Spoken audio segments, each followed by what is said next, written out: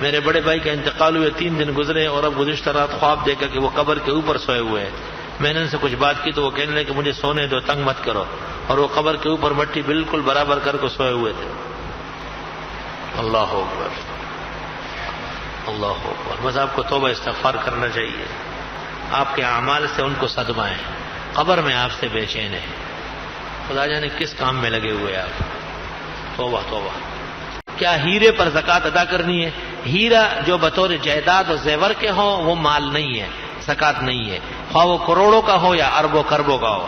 اور ہیرے جواہرات جو تجارت کے لیے ہوں ان کے کل مال جمع فائدہ سال کے اخیر میں زکوٰۃ ہے. پلوٹینیم سونے سے قیمتی دھات ہے، کیا اس پر زکوٰۃ ہے؟ نہیں، اس پر بھی نہیں. ہاں اگر تجارت کے لیے. حضرت پتھروں پر کچھ لوگ ایمان رکھتے ہیں کہ عقیق کو پہننے سے انسان مالدار ہو جاتا ہے یا پھر سب کو. صحیح بات یہ ہے کہ پتھروں کی تاثیر بہت کمزور ہے، یہ نہ ماننا زیادہ بہتر و ایمان کی بات ہے. اگر کسی کو کوئی خراب چیز پڑی ہوئی ہے جس پر یہ قیاس ہو کہ کوئی ایسے اسے پھینک رہا ہے تو کیا اسے صحیح کر کے استعمال کرنا چاہیے؟